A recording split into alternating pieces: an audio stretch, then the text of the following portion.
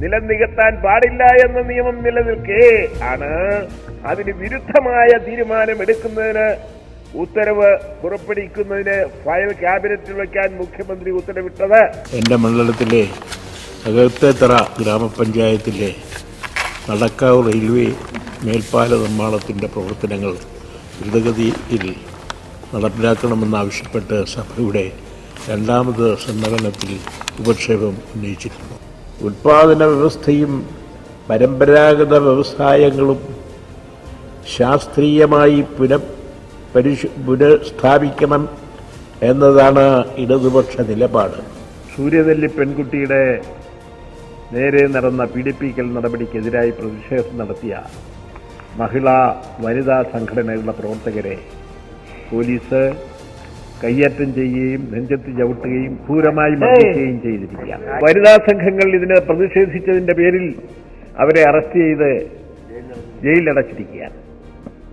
അവരും പറഞ്ഞിട്ടുള്ളത് എന്ത്? പുനരന്വേഷണത്തിന് തുനിയണമെന്നതാണ്. അപ്പൊ ഈ തരത്തിൽ തെറ്റുകളിൽ നിന്ന് തെറ്റുകളിലേക്ക് പോകുന്ന ഒരു സമീപനം ഈ ഗവൺമെന്റ് എടുക്കുന്നത് ശരിയല്ല. ടൺകണക്കിന് ഉള്ളിയും തക്കാളിയും വിലയില്ലാതെ തെരുവിൽ ഉപേക്ഷിക്കാൻ നിർബന്ധിതരായ കർഷകരെ ആക്ഷേപിക്കുകയാണ് കേന്ദ്ര ഗവൺമെന്റ് കേന്ദ്ര ബഡ്ജറ്റിലൂടെ മോദി ചെയ്തത്. IT മേഖലയിൽ അഭൂതപൂർവമായ വളർച്ചയാണ് LDF ഗവൺമെന്റിന്റെ 5 വർഷത്തിനിടയിൽ ഉണ്ടായത്. IT അടിസ്ഥാന സൗകര്യം 5 മടങ്ങായി വർദ്ധിപ്പിച്ചു. 10,000-കണക്കിന് തൊഴിലവസരങ്ങൾ സൃഷ്ടിച്ചു.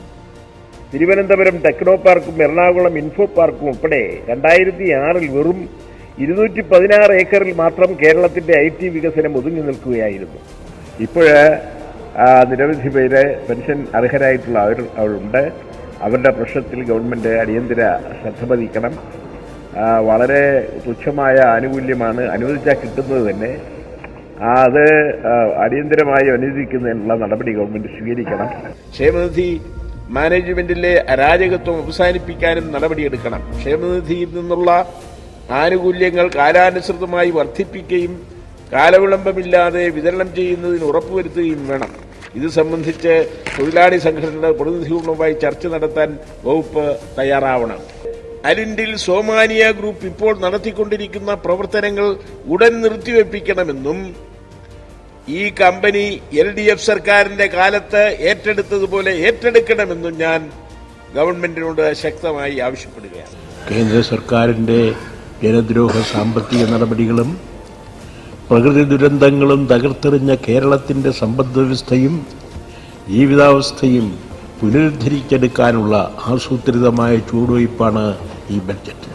അഴിമതിയും കെടുകാര്യസ്ഥതയും ധൂർത്തും മൂലം തകർച്ചയിലായ കൺസ്യൂമർ ഫെഡ് ഇന്ന് 1,100 കോടി രൂപയുടെ ബാധ്യതയിലാണ്. പരിശോധനാ ഫലം യഥാസമയം പഠിച്ച് നടപടിയെടുക്കുന്നതിൽ വീഴ്ച വരുത്തിയ ഉദ്യോഗസ്ഥന്മാർക്കെതിരെ കർശന നടപടിയെടുക്കണമെന്നും ഞാൻ ആവശ്യപ്പെടുകയാണ്. അഴിമതി പൂർണ്ണമായും ഇല്ലാതാക്കാൻ ഇനിയും ഏറെ പ്രയത്നിക്കേണ്ടതുണ്ട്.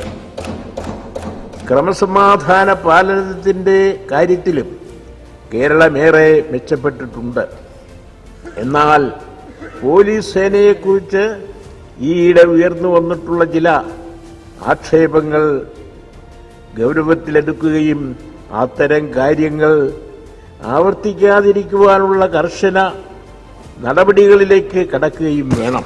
മലമ്പുഴ ഡാമിന്റെ വൃഷ്ടിപ്രദേശത്ത് പ്രവർത്തിച്ചു വരുന്ന IMAയുടെ കീഴിലുള്ള ഇമേജ് എന്ന ആശുപത്രി മാലിന്യ സംസ്കരണ യൂണിറ്റിന്റെ പ്രവർത്തനവും ഗുരുതരമായ പാരിസ്ഥിതിക ആരോഗ്യ പ്രശ്നങ്ങളുണ്ടാക്കുന്നു.